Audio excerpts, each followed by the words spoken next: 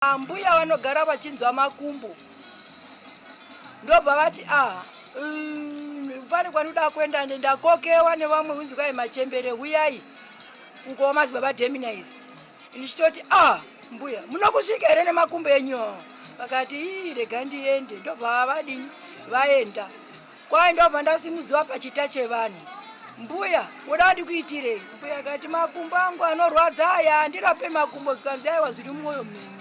Mbuya akati imba yandinogara maiwe yakashata. Akati madzibaba akati ndiri kuuya kumba kwenyu mbuya. Todini toona kuti zvakamira sei. Zveshuwa vakauya. Vauya vakaona papa nekitchen mwanga iri apa. Vakati aiwa chipudzai kitchen tinatse kudesigner kuti tinoimisira papimba iyi yakanaka kudai. Ndobva vadesigner 2 weeks time. 2 weeks inotopera yanga yapera kuvakwa. Sinzi ndakagara ndazviona zvakadai sindazviona. Aiwa ndinotenda ndezvandakaita ndichakirwe umba pano. Ndinotenda zvikuru zvekuti ndoita sei diko naMwari ndichifunga nezvekuita diko. Ndinobva ndatendera ndikati shuwa ndibva ndaakirwe umba yangu yekungafanike muri kubuda misisi. Ndinofara zvikuru, kutenda zvikuru chaizvo. Chechi ropafadzwai, handina mazwi mazhinji. Kutenda kwangu ndiko kukuri mumwoyo ngekuti munzvimbo yangu mwakuudzai mwaHeadman Nyakuni mwamambo Zimunya. Inini hangu kutange kuona chiitiko chakadai chinotinakidza munzvimbo development. Tabatsirwa kune aiseka hetinogara zvizi, kune anoseka upenyu hunokurarame umwe munhu. Mbuya yaisekwa kuti tichachiona kuti pamwe ichawiremo mumbamo. Tozozwa yaripoti yekuti mune wakahidhikirwa nemba. Asi kubudikidza ngeminamato yake mbuya iyo yakazikwa. Mukuru wenyika anoti nyika inonamatira nevaridzi vayo. Saka tisu vene venyika tiri kunamatira nyika ineyi. Kunamatira kwatiri kuita tiri kupa zvatinazvo kuchemberi dzedu dzakura kuti vasununguke vararame zvakanaka.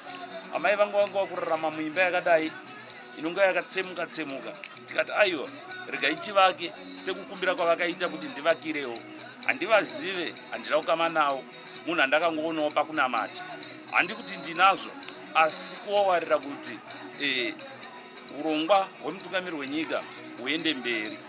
Chinhu chatinoda kudzidzisa mamwe makereke ndechekuti vanhu vanoda kuitirwa nyasha, vanhu vanoda kuratidzwa rudo, ndokuti vazive kuti Mwari ariko kumusoro kudenga. Kunyange tisina, asi zvatinenge tinazvo izvozvo zvinokwana.